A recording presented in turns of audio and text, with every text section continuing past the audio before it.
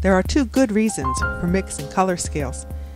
The first is to learn color mixing basics, and the second is to learn the properties of the package colors. Once you've learned both these things, you'll be well on your way to mixing colors instinctively. The first Smashing Color video shows you how to make color scales. This video shows you how to use this method 3 different ways to learn about color. Use the color scales handout from video 1 for the exercises. For these color exercises, I will be using Primo package colors. In addition to the pasta machine, you will need 2 blocks of zinc yellow, 1 block of cobalt blue, 1 block of fuchsia, and 2 blocks of white. You'll also need baby wipes, a 3/4 inch square cutter, a 1/4 inch circle cutter, a piercing tool, blade, Sharpie marker, scissors, and stringing supplies.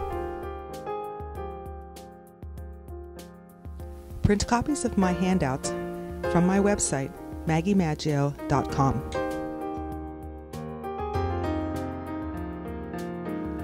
There are 3 types of color scales for you to play with: value scales, hue scales, and saturation scales. To prepare for the exercises, you will need to mix 1/4 block of white with each block of your primaries. Sheet the tinted primaries at the thickest setting on the pasta machine, and then sheet the rest of the white also on the thickest setting. When you mix a color with white, you are creating a value scale. Value scales are useful to see how dark or light the color is in comparison with white. Here are some package colors showing their values. Yellow is a light value. Orange is a medium value. Reds and greens are closer to dark values. The blues are dark and the purples are dark. The best way to check your values is to take a look at the colors in black and white.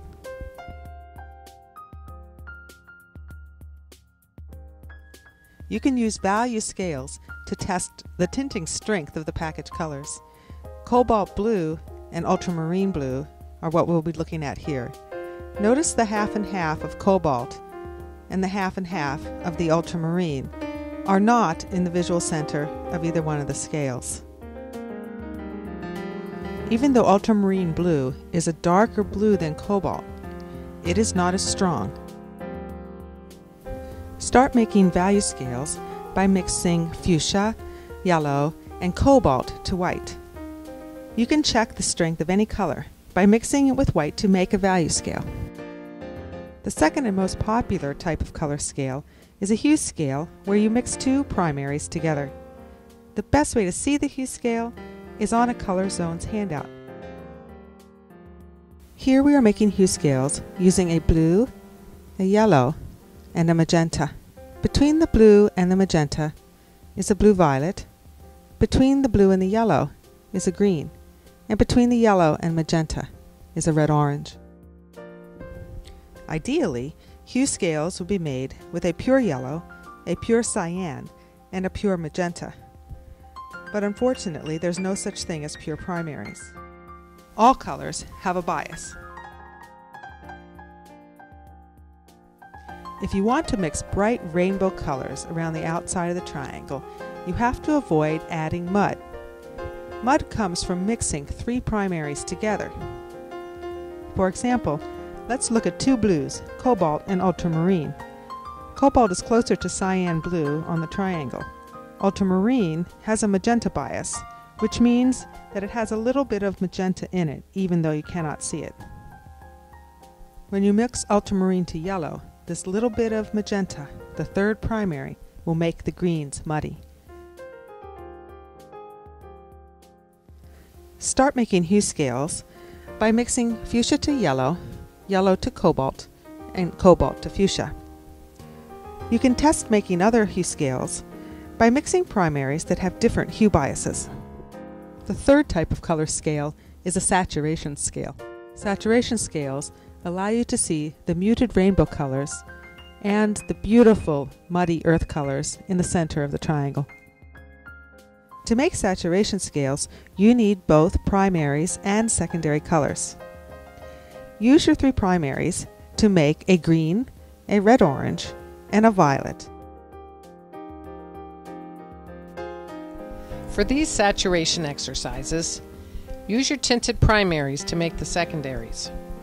Using tinted clay allows you to see the undertones of the muddy colors in the center of the triangle. For darker, richer colors, make your color scale without adding white to the primaries and the secondaries. Mixing a primary with the secondary opposite it will result in beautiful earth colors. Here we have yellow mixed with violet, with dark, rich browns in the center of the triangle. Here is magenta mixed with green, with deep slate grays in the center. Starting with the blue, you will go through both grays and browns on the way to red-orange. Another way to see the colors inside the triangle is to mix a secondary to a secondary. Here we have violet going to red-orange, making a beautiful maroon brown. Here we have violet going to green, making grays.